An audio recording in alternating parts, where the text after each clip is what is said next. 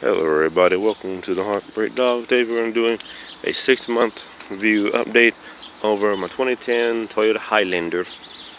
2-wheel drive with the tow package. Well, front-wheel drive with the tow package, whatever. V6 automatic. Let's start off with it. So, why the Highlander?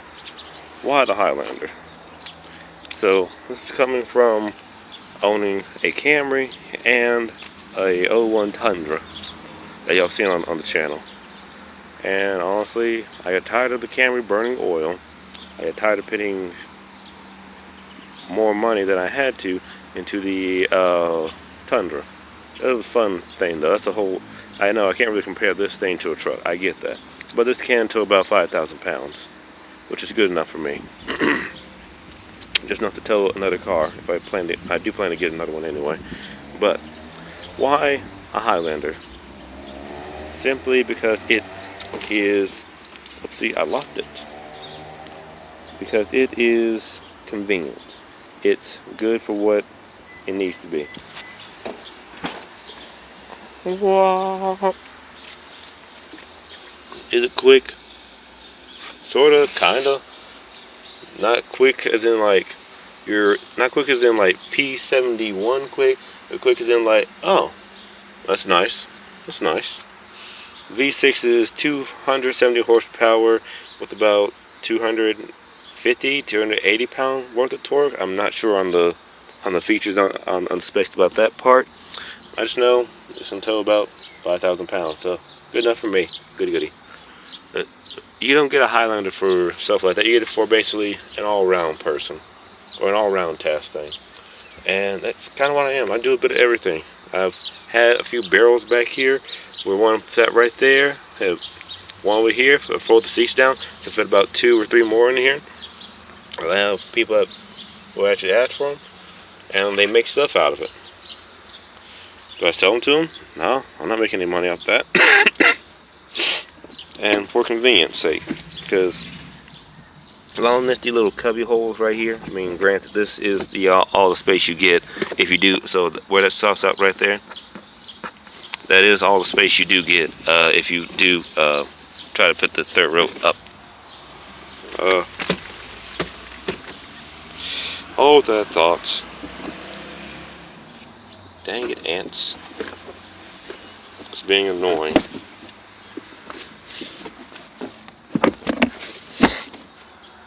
Claps right back down. Goody goody. And third row, I mean, I used it for, I've only had to use it about 4 times the whole time I had it. One, there was kids in the middle and teen-ish adults in the back. Other time, had one kid in the back, 2 up front, and then 1 more passenger with me, so 7.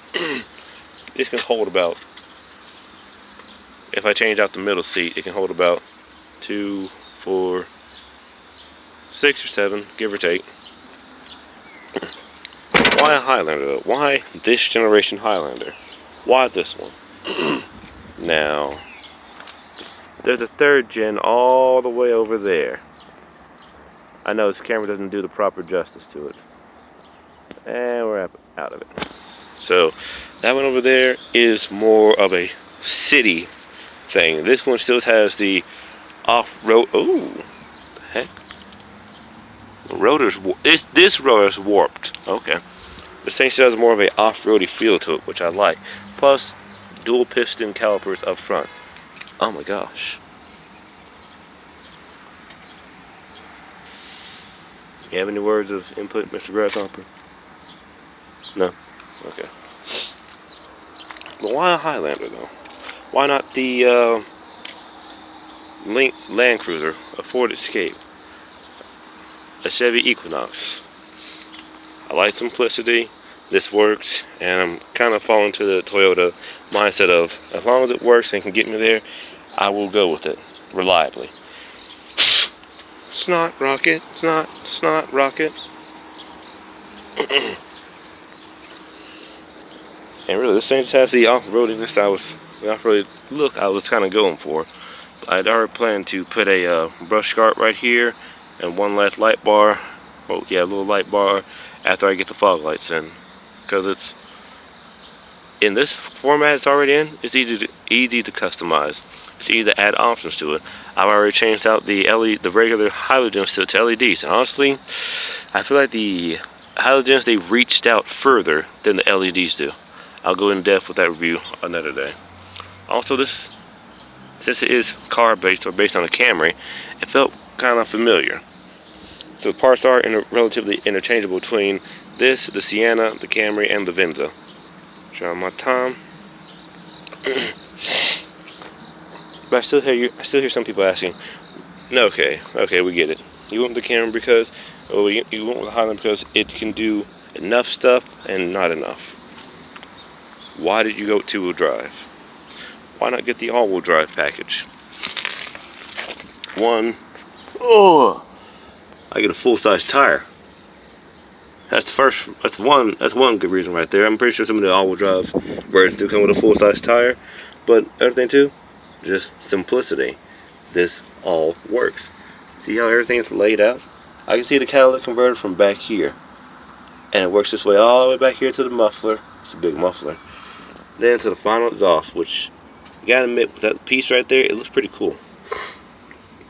This is just pure simplicity at its best, and I like that.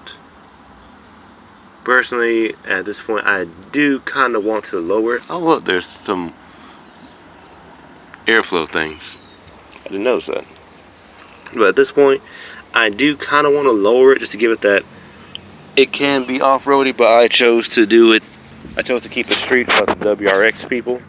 But I'm debating about it. I'll see how the winter goes first. So I can fit my whole waist up under this thing. Well, sideways at least.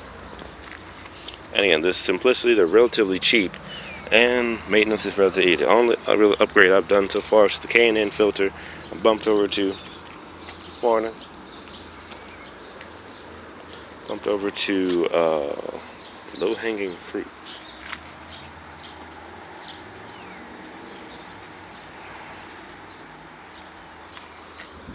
So the only thing I've really done is K&N filter, bumped over to full synthetic castrol. I'm using what the manual and what the oil cap thing recommended. So 5W30. I'm not running 5W20. I refuse it. Yes, it does have a timing belt, but it's not an interference motor, which I do look forward to actually changing that myself, actually. Or whenever I get back. There'll be more on that in a minute. And plus, where else can you see a freaking one of these things at? Awesome. The wipers here are actually heated, which was when the guy was talking to the guy, even on the 2018 Camrys, they don't have those. Like, okay, cool. I'm pretty sure it's gonna be expensive when that quits working, but even if it quits working, that's not too big of a loss for me. There's still enough ground clearance. Getting to a more than adequate speed on the highway is super duper easy with this thing too as well. And again, just for the pure ability to be able to, if I want to, I could actually go hit some trails. I mean, soft roader, yes, but hey, I still fit a gas can right here, and fill enough utility stuff. There's road under here. I know for the third road's at. And this, children get the vents as well, so for family stuff, it's just fine. I mean, just fine. That's what it is, really. And then again, and here I can hear it again. Why not go with the all-wheel drive? Because I don't want to pay for tires. That's one more thing to break. It's just pure simplicity. This generation Highlander, I did want to get the one where the eyes were kind of slanted and not blobbed. So that's my only real gripe I have at the moment. I have a few more gripes, but I know those are more or less mechanical and just wear and tear. I can live with that. This is Plasti Dip. Again, it's easy to customize and make your own. Kind of like a Scion. You can make it whatever you want to. I might drop this an inch, but why go with a Highlander? Fuel economy, I've learned if you put it in snow mode and actually just deal with it, it slows down your acceleration, because this V6, it wants to go, go, go. But if you put it in snow mode, it slows it down. It makes everything go slower. So like the Tesla's chill out mode, it has basically the same thing. As long as you stay under 2,500 RPM, you will see. So my commute time to and from work, which if you looked at some of my driving vlogs, about 22 miles, give or take, 15 minutes, 25 minutes, and that's more or less just like cruising at a speed between 60, between 50 to 75 miles an hour, and that's straight through, and then straight back as well. So I average about, if I hypermile doing the snow mode thing and being just generally easy, I average about maybe 200 miles to the half tank, give or take. 19.2 gallon gas tank, by the way. But on the last time I asked this, why a Toyota Highlander? Your insurance will drop. You'll get enough power to still have a little bit of fun. The thing is, it does handle back road switches pretty well. To my foreign audience, when I say back road switches, roads that go like this, dun, dun, dun, dun, dun, and then straight again, and then around the corner. That's back road switches, at least from my experience. So, still fun.